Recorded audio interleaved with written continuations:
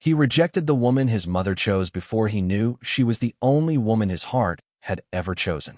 Rain covered Whitmore Hall that afternoon in long silver lines, sliding down the tall windows like quiet warnings while the drawing room glowed with firelight, polished mahogany, and the cold patience of old money. Duke Alexander Whitmore stood near the mantel in a black formal coat, his posture straight, his expression unreadable, his gray eyes fixed not on the rain, nor on the fire, but on the young woman seated beside his mother. Clara Bennett looked exactly like the sort of woman society forgot after introductions. She was fair-skinned, 25, modestly dressed in a pale blue gown that had been carefully mended at the cuffs, with brown hair pinned low at her neck and hands folded so neatly in her lap that they seemed to be holding back an entire life. She did not glitter. She did not flirt. She did not attempt to fill silence with charm. And because Alexander had spent years distrusting anything chosen for him, he decided almost at once that she was another elegant trap wrapped in gentleness. The Dowager Duchess Eleanor Whitmore watched her son with the stillness of a woman who had survived both grief and pride. "Miss Bennet has been staying with Lady Harrow for the season," she said, her voice calm beneath the sound of rain. "Her family has known ours for many years. I believe she possesses the steadiness this house requires." Alexander's mouth tightened. "This house requires a steward, mother, not a bride selected for her steadiness." Clara lowered her eyes, not because she was weak, but because dignity sometimes survives by refusing to perform pain for those who caused it. In her gloved hands, hidden beneath the fold of her skirt, rested a small wooden box no larger than a prayer book. Its edges were worn from years of touch. Inside were letters tied with a faded gray ribbon, letters written by a lonely man who had never signed his full name, letters she had read so often that some sentences lived more surely in her heart than her own prayers. He had known her only as C.B. She had known him only as A.W. Neither had known that rain, duty, and a mother's quiet design would one day place them in the same room. Lady Victoria Ashford stood near the window in a gown of ivory silk, beautiful in the precise way that wounded other women without effort. She smiled behind her teacup, watching Alexander reject Clara with the pleasure of someone seeing a rival dismissed before the contest had even begun. "Surely Her Grace only wishes you to consider the match," Victoria said softly. "A quiet wife can be such a comfort to a difficult man." Alexander gave her a brief glance, accepting the compliment hidden in the insult. Clara heard it. The Dowager Duchess heard it. The fire snapped once, sharp as a rebuke. "I have considered it," Alexander said. His voice remained even, but every word carried the polished cruelty of a man who believed restraint made him honorable. "And I will not marry a woman chosen to soften me." The room changed. Not loudly. The rain continued. The clock continued. Lady Victoria's smile deepened by the width of a secret. Clara's fingers tightened around the wooden box beneath her skirt, and for one terrible second she remembered another Alexander, though she had never known his name then, a man in ink and sorrow who had once written, "Some hearts do not break loudly. They simply stop asking to be heard." She rose with perfect composure. "Your Grace need not fear," she said, her voice quiet enough to make everyone listen. "I have no wish to soften a man who mistakes hardness for strength." Alexander looked at her then, truly looked, but only for a moment, and not deeply enough. If he had looked longer, he might have recognized the grief in her eyes. If he had listened more carefully, he might have heard the echo of every letter that had kept him alive through colder years than this rainy afternoon. But pride is a locked room, and Alexander Whitmore had lived inside his for so long that he mistook the key for a threat. Clara curtsied to the Dowager Duchess, then to him, without trembling. "Please excuse me." She left the drawing room with the wooden box pressed against her side, carrying away the only proof that the Duke had once loved her soul before he learned to despise her presence. The corridor outside the drawing room felt colder than the room itself, though no window stood open and no winter wind touched the stone. Clara walked with measured steps, one hand holding the wooden box beneath the fold of her skirt, the other brushing the carved banister as though the house itself might steady her. Behind the closed door, voices resumed in careful tones, the way society always resumed after a wound had been delivered cleanly enough to leave no stain on the carpet. She did not cry. Tears would have made the insult too simple, And what Alexander had done was not simple. He had not merely refused a match. He had refused the possibility that a quiet woman could contain a life he had not bothered to imagine. In the guest chamber prepared for her, rain tapped steadily against the tall glass panes, soft at first, then harder, until the whole gray afternoon seemed to be asking entrance. Clara locked the door, crossed to the small writing table, and placed the wooden box before her. For several moments, she only looked at it. The box was plain oak, smooth at the corners from years of being carried between trunks, drawers, and midnight laps. Lady Harrow had once asked why she kept such an old thing when prettier boxes could be bought in any fine shop in Boston or New York. Clara had smiled and said it held papers. That was true. It held paper, ink, and the most dangerous form of memory, the kind that had once been hope. She opened the lid. Inside lay 37 letters tied with a faded gray ribbon. Each envelope bore only initials. C. B. On the outside, written in a hand that had learned restraint because confession would have cost too much. A. W. Beneath the fold, where he had signed himself with guarded intimacy. Never title, never estate, never name enough to be found. Clara touched the top letter but did not unfold it. She did not need to. She had known his sentences longer than she had known the man's face. He had written from northern estates, from lonely inns, from rooms where duty had left him surrounded and unseen. He had written of rain, of sleeplessness, of the strange exhaustion of being admired by people who never asked whether he was well. Clara had answered from a rented room with a leaking ceiling, from the corner of Lady Harrow's library, from the edge of a life that had grown smaller after her father's debts swallowed the Bennett household piece by piece. They had never promised love. That was what made it feel sacred. They had offered attention. In a world full of performance, attention had felt like shelter. She remembered the first letter she sent him, written after Mrs. Helen Ward, an old servant of the Dowager Duchess, had placed his unsigned note into her hand by mistake during a charity visit. The note had not been meant for Clara, only copied lines from a gentleman too proud to ask for comfort. Yet she had answered because the loneliness between those lines had sounded like her own. He wrote back. Then again. Then for 2 years, the letters became a room no one else could enter. Clara lifted one envelope now and pressed it to her lips, not in romance, but in farewell. Downstairs, the Duke had looked at her as if she were an arrangement, a lesson, a remedy forced upon him by his mother. He had no idea that the woman he dismissed was the one who had read his despair without flinching. He loved my words before he learned to despise my face, she whispered. The sentence did not break her voice. It hardened it. Outside, thunder rolled far beyond the hills, gentle and low. Clara retied the ribbon around the letters and closed the box. She could have marched back to the drawing room. She could have placed the letters before him and watched pride collapse into recognition. But love that must prove itself by begging for memory is already standing in a cold room. Clara would not beg to be seen. If Alexander Whitmore had once found her in darkness, then he would have to recognize her in daylight, or not at all. She slid the box into the bottom drawer of the writing table and turned the key. The small click sounded final. Yet in the room below, Alexander stood alone by the mantel after the guests had drifted into softer conversation, unsettled by a voice he could not place and a sentence that had struck too near the locked center of him. Alexander remained in the drawing room until the fire had burned low and the rain had turned the windows into dark mirrors. Lady Victoria's laughter drifted somewhere behind him, light and polished, while his mother spoke to a guest with the calm control of a woman who had watched him make a mistake and chosen not to rescue him from its consequences. He should have felt satisfied. He had drawn a boundary. He had refused manipulation. He had reminded everyone that a Duke of Whitmore did not bend because an aging mother arranged a quiet girl before him like a remedy. Yet satisfaction would not come. Instead, Clara Bennett's final words moved through him with unsettling precision. I have no wish to soften a man who mistakes hardness for strength. He had heard wit before. He had heard flattery, anger, pleading, and the practiced disappointment of women who wanted a title. This had been none of those things. It had sounded like recognition. Worse, it had sounded like something he had once been given in ink.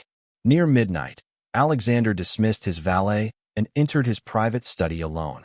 The room smelled of leather, rain-damp stone, and dying embers. Shelves rose along every wall. His father's portrait watched from above the writing desk, stern and silent, as if judgment were a family inheritance. Alexander crossed to the lower drawer of the desk and paused with his hand on the brass pull.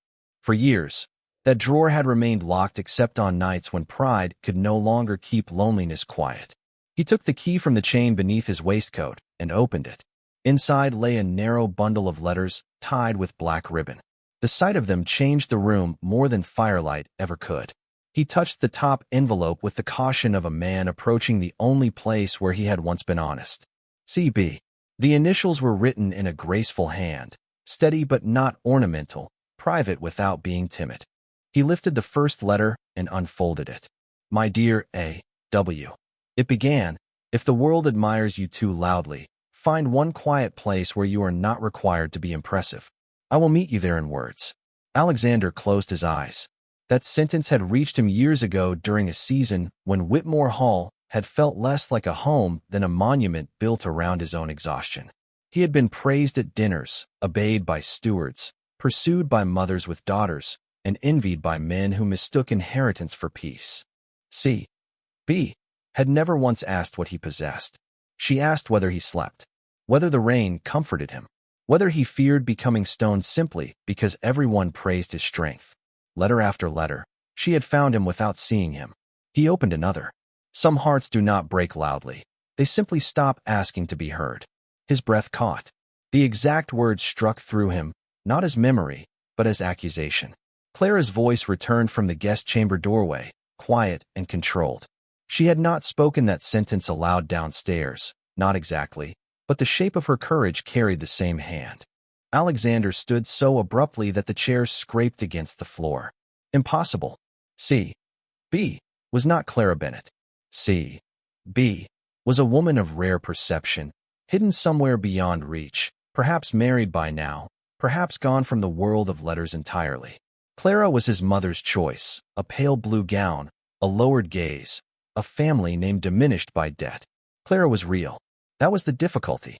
It was easier to love a woman made of paper because paper never looked back with wounded dignity.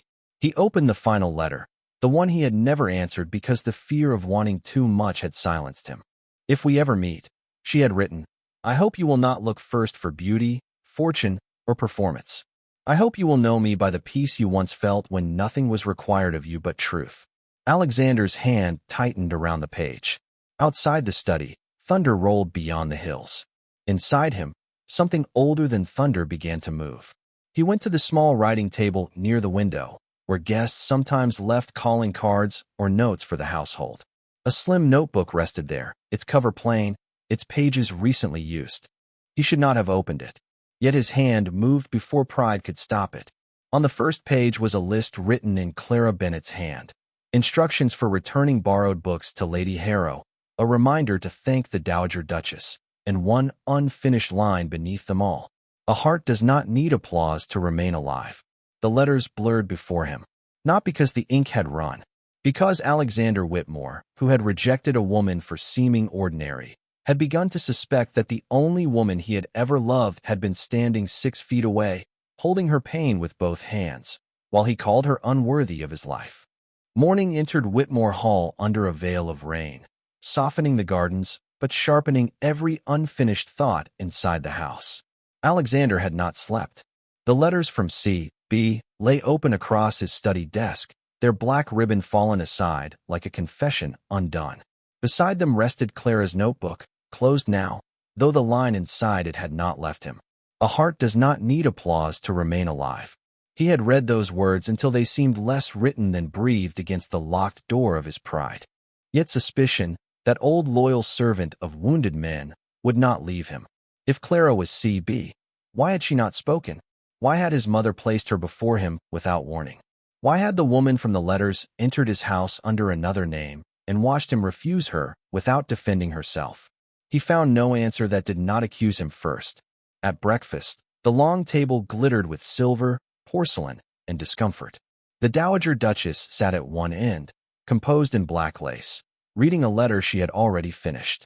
Lady Victoria poured tea with the graceful confidence of a woman who believed the morning belonged to her.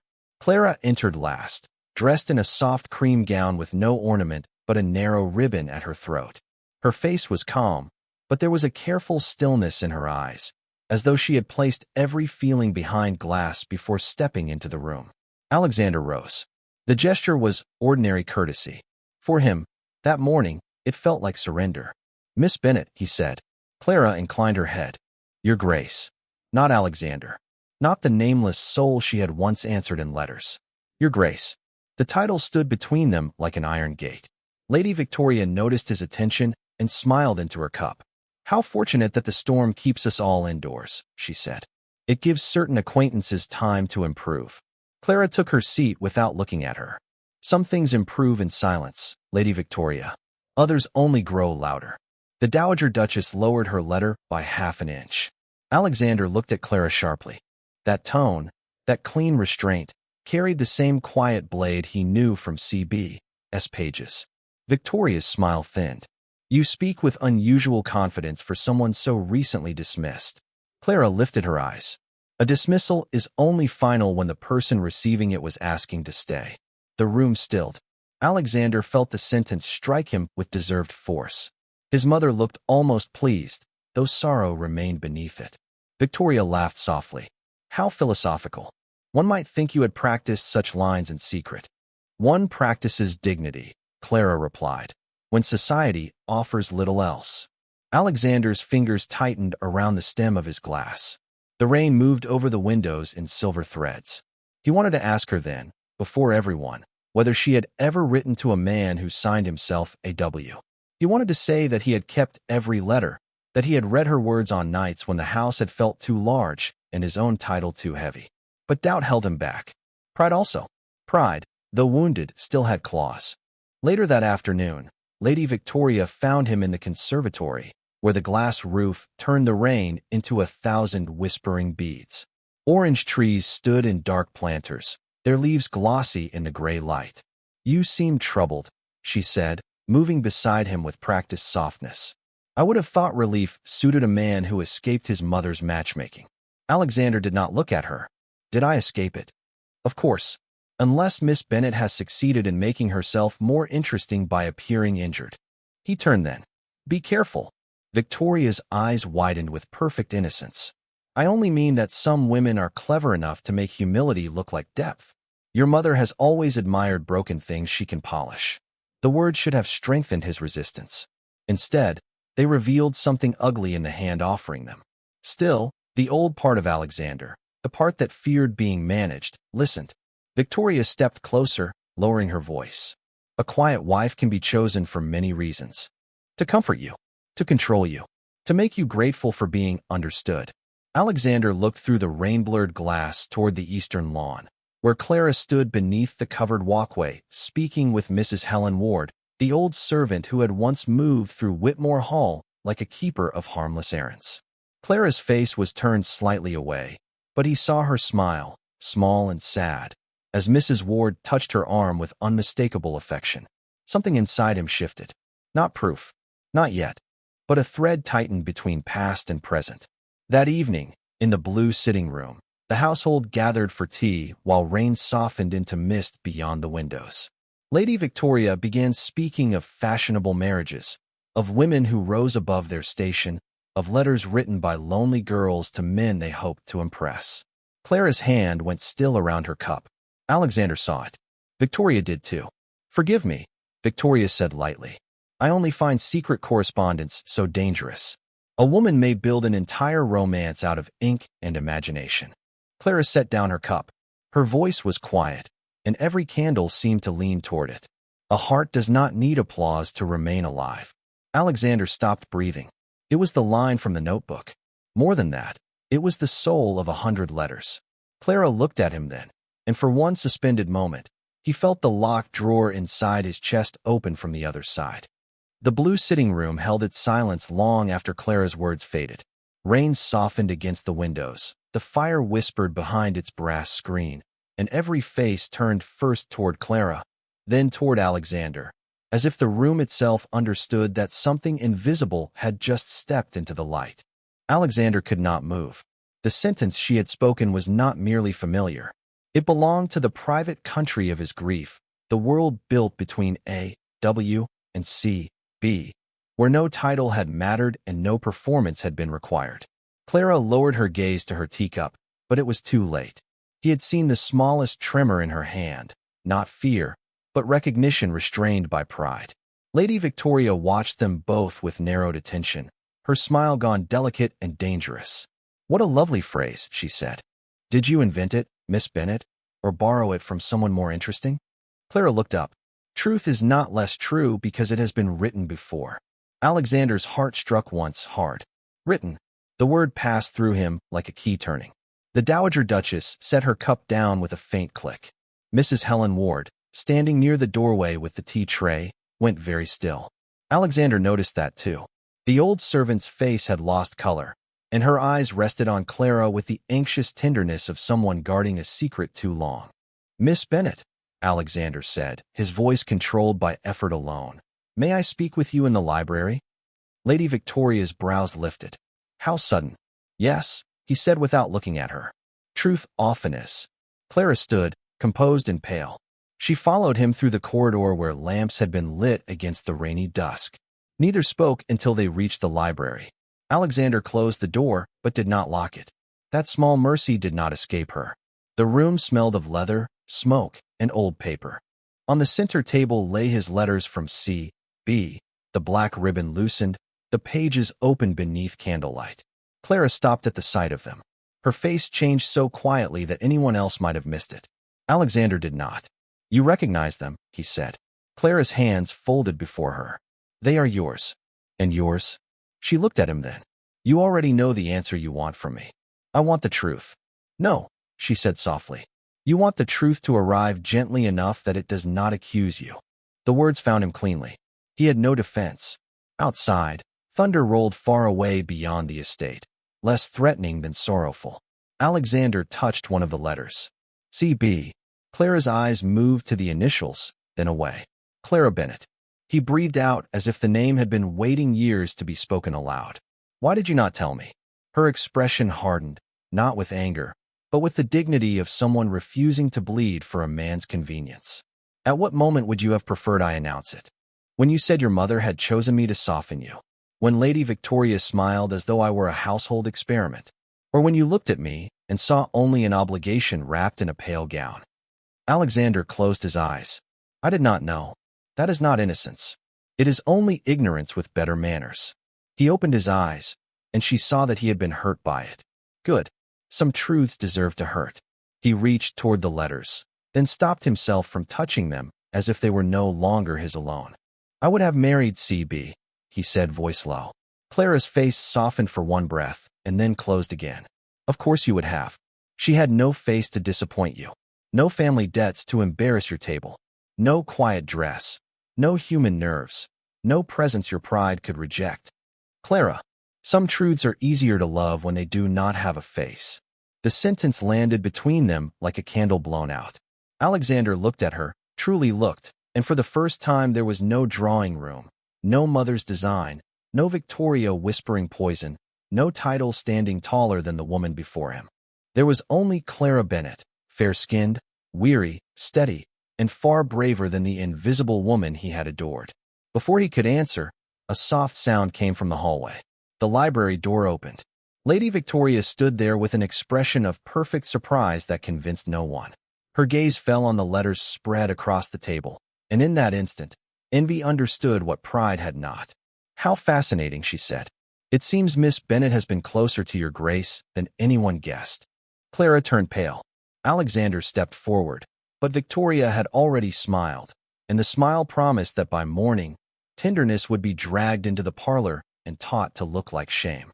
Lady Victoria did not sleep beneath Whitmore Hall's roof that night, though she allowed her maid to unpin her hair, remove her pearls, and lower the lamps as if peace could be arranged by ritual. Long after midnight, when rain softened into mist and the corridor clock struck 2 with solemn patience, she sat awake beside the small writing desk in the Rose guest chamber, thinking of letters. Not love letters, not truly. Weapons. Paper could do what a raised voice could not. It could make tenderness look improper, make memory look like ambition, make a quiet woman appear dangerous simply because she had been loved in secret. By morning, Victoria wore lavender silk and innocence with equal care. She passed Clara's guest chamber shortly after 7, carrying a folded shawl as an excuse, and found the door unlatched while the maid had gone for fresh water. The wooden box rested in the bottom drawer of the writing table, not hidden well enough from a woman who had spent her life learning where other women kept their vulnerabilities. Victoria opened it without haste. The faded gray ribbon, the initials, the careful handwriting. Her smile returned slowly. Clara Bennet had been foolish enough to preserve her own undoing. Downstairs, preparations had begun for a small gathering delayed by rain. Neighbors from the Harrow estate, the rector's wife, 2 old friends of the Dowager Duchess, and several guests who had remained from the previous day. Nothing large enough to be called a party. More dangerous than that. A small room made scandal intimate. Clara discovered the box was missing just before noon. She did not cry out. She did not summon servants. She stood in the center of her chamber while the rain-bright light touched the empty drawer, and something inside her went very still. Mrs. Helen Ward found her there moments later and understood at once. "Miss Bennet," the old servant whispered. "I will tell her grace." Clara shook her head. "No, but those letters are private. Privacy is only respected when the powerful choose to respect it." Mrs. Ward's eyes filled with old guilt. "His Grace should know." Clara looked toward the window, where Whitmore's gardens lay blurred beneath mist. If he needs rescue from the truth, then he has learned nothing. In the drawing room, the guests gathered beneath soft daylight and rain-muted glass. Alexander stood near his mother, restless in a way few people would recognize because his discipline remained nearly perfect. The Dowager Duchess watched him without pity. She had seen the beginning of regret in men before, but she knew regret was only weather unless it became action. Lady Victoria entered last, carrying the wooden box in both hands. Clara followed a few steps behind her. She did not rush. She did not plead.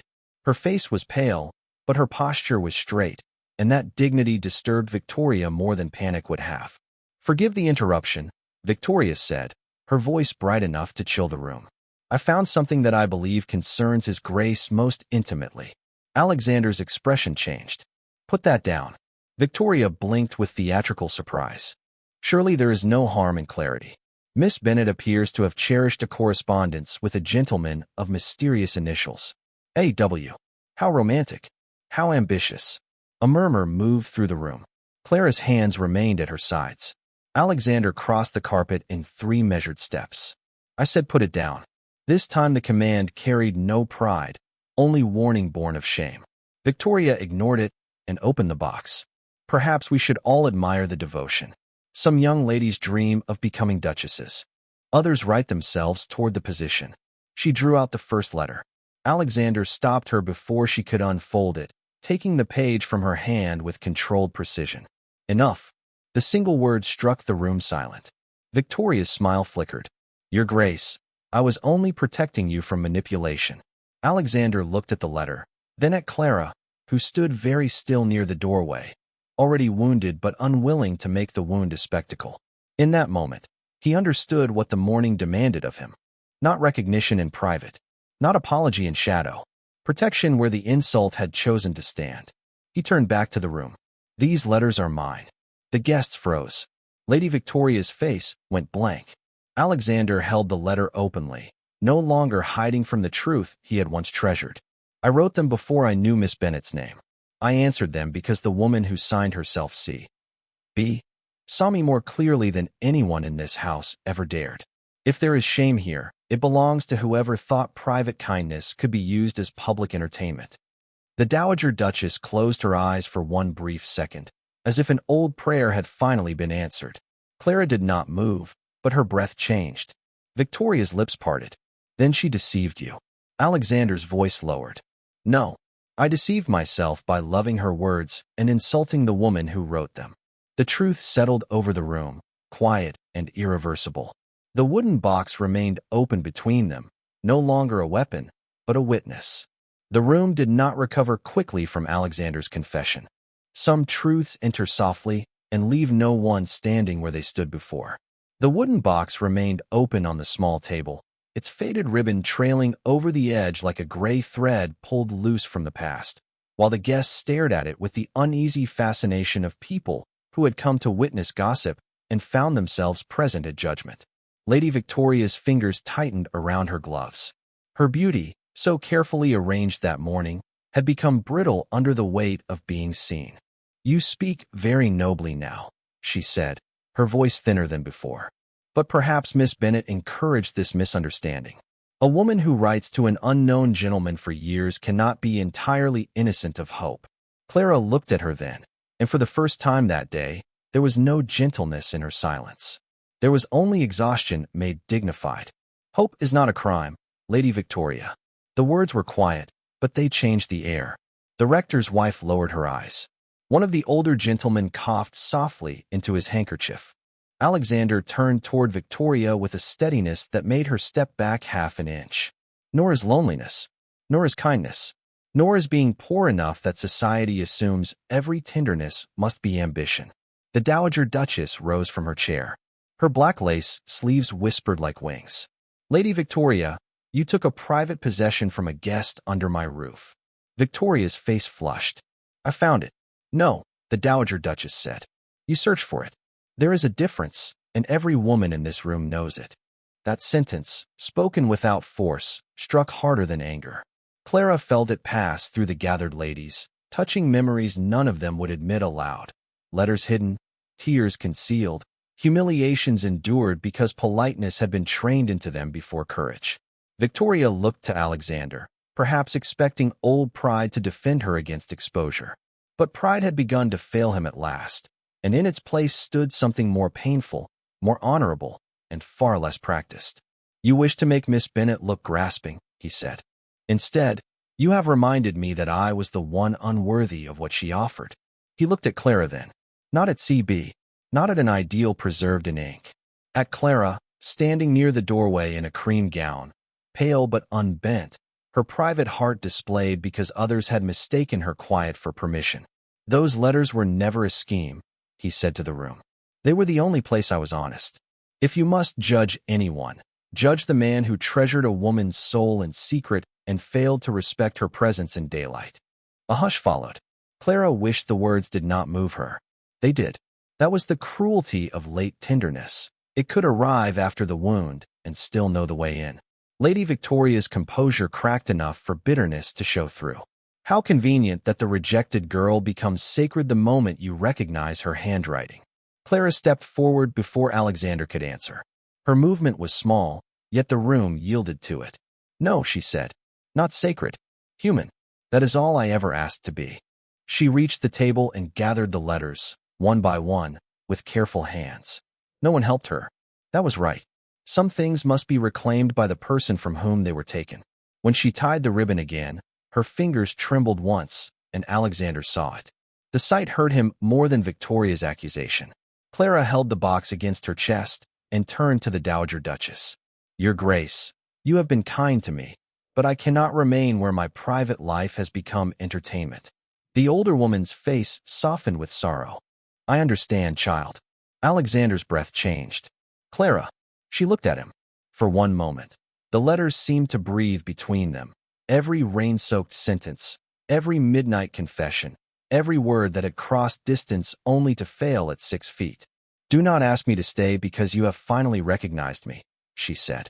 "Recognition is not the same as love." His face went pale. "Then tell me what love is." Clara's eyes shone, but her voice remained steady. "Love would have wondered who I was before deciding what I was worth." No one in the room moved. Even Victoria stood silent, defeated not by punishment, but by the elegance of truth refusing to become cruel. Clara curtsied to the Dowager Duchess, not to the guests, not to Victoria, and not to Alexander. Then she walked toward the door with the wooden box in her arms. At the threshold, she paused without turning. "You loved me best when I was invisible," she said. "I cannot spend my life disappearing so that you may feel deeply." Then she left the drawing room. This time, Alexander did not follow. He understood, too late and yet at last, that if he went after her in that moment, it would be to soothe himself, not to honor her. Rain moved against the windows like thousands of quiet footsteps. The room behind him remained full, but Whitmore Hall had never felt so empty. Clara left Whitmore Hall before the rain ended. She did not depart in anger, though anger would have been easier for others to understand. She departed with the careful quiet of a woman who had finally chosen not to explain her pain to people who had watched it become useful. Mrs. Helen Ward packed her small trunk with shaking hands, folding 2 gowns, a shawl, and the wooden box last, as though the letters inside deserved gentler treatment than the house had given their owner. The Dowager Duchess came to Clara's chamber just before the carriage arrived. For once, the older woman's composure looked tired around the edges. "I thought I was helping you both," she said. Clara closed the trunk. "You saw something true. But even truth can wound when it is arranged without consent." The Dowager Duchess accepted the rebuke as a woman of honor should, without defense. "Where will you go?" "To Lady Harrow's cottage near Concord. It is only 25 miles. Far enough for quiet." Downstairs, Alexander stood in the entrance hall while the servants carried Clara's trunk to the waiting carriage. He had changed since morning, though no one who loved spectacle would have noticed. His shoulders were no less straight. His coat was still black, his gloves still immaculate, his title still wrapped around him like armor. But his face had lost the cold certainty that once made people mistake distance for strength. He held the wooden box in both hands, returned to him only because Mrs. Ward had brought it down for Clara. When Clara reached the foot of the stairs, he stepped forward and offered it to her without opening it. "I had no right to keep even a moment of it from you," he said. Clara took the box. Their fingers did not touch. No, the small word held neither cruelty nor comfort. Alexander looked toward the rain-blurred doors. "I have written to Lady Harrow. She will expect you by evening." Clara looked at him with surprise she could not entirely hide. "You arranged that?" I asked. She agreed. I did not presume beyond that. It was the first thing he had done correctly. Useful, quiet, and without asking to be praised. That almost hurt more than his failure, because it proved he could have been better sooner. Lady Victoria was not present. By then the Dowager Duchess had dismissed her from Whitmore Hall with a politeness so complete that no one could mistake it for forgiveness. Still, the echo of her voice remained in the walls, reminding Clara that private tenderness had nearly been turned into a parlor game. At the open door, rain softened the gravel drive into silver and gray. Alexander followed only as far as the threshold. "Clara," he said. She paused. "I will not ask you to stay." "Good. And I will not ask forgiveness today." Her expression shifted slightly, not softened, only listening. He drew a breath. "Because if I asked now, I would be asking to be released from the feeling I deserve to carry." Clara looked down at the box against her gloved hands. The faded ribbon inside had held 2 years of invisible honesty. The man before her had broken one afternoon with pride. Both truths existed. Neither erased the other. "What will you do with that feeling?" she asked. Alexander's eyes held hers. "Learn from it before I speak of love again." For a moment, the rain seemed to quiet around them. Clara wanted to believe him. Wanting was dangerous. It could make a woman decorate a cage and call it shelter. She stepped outside, where the damp air touched her face like cold linen. Before entering the carriage, she turned back one last time. "You loved a woman who cost you nothing because she lived in letters," she said. "If you ever choose me, Alexander, choose the woman who can walk away." He bowed his head, not as dupe to guest, not as a man accepting defeat with elegance, as someone finally understanding that love without freedom was only another form of pride. The carriage door closed. Wheels turned over the wet gravel. Clara watched Whitmore Hall recede through the misted glass, its towers and windows blurring into the rain. She did not know whether she was leaving love or rescuing herself from its imitation. Perhaps both. Inside the carriage, she opened the wooden box and untied the gray ribbon. The top letter lay waiting, familiar and changed. She did not read it. Instead, she placed it back, closed the lid, and held the box in her lap as the road curved toward Concord.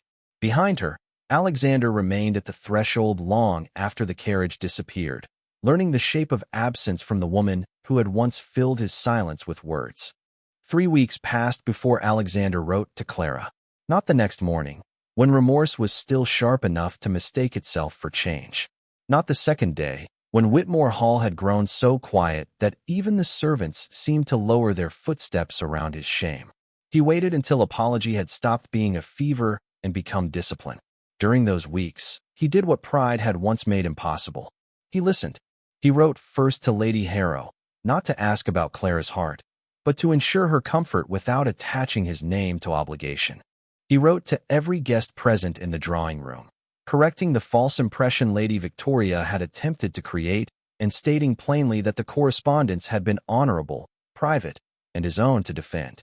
He apologized to his mother without blaming her design for his cruelty. The Dowager Duchess accepted his words, then told him, with the merciless tenderness of motherhood, that shame was only useful if it taught a man how to become safer for the person he had hurt. Lady Victoria left for Newport before the month ended, carrying her beauty into rooms where people still admired polish because they had not yet learned to fear what it could hide. At last, on a morning washed clean by pale sunlight after days of rain, Alexander sat at his desk and placed a blank sheet before him. For years, he had written to C.B. as A.W., hiding behind initials as if honesty could be complete without a name. This time, he wrote slowly. Clara Bennett, he began, I once loved the peace your words gave me and failed to honor the woman who carried that peace. I do not ask you to return. I do not ask you to forgive me. I send back every letter because memory should belong first to the one whose heart was exposed without consent.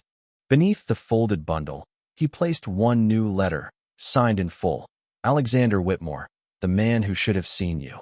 Clara received the package at Lady Harrow's cottage near Concord, where rain had given way to clean September air and the maples along the lane had begun to show the first red at their edges.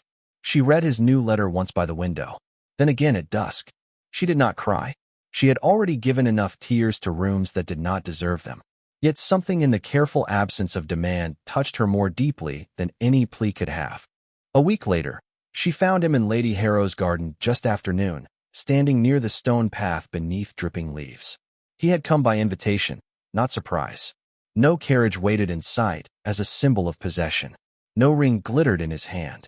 He wore a dark traveling coat and looked less like a duke arriving to claim than a man prepared to leave if asked. Clara stepped into the garden in a simple ivory dress, the wooden box held against her side.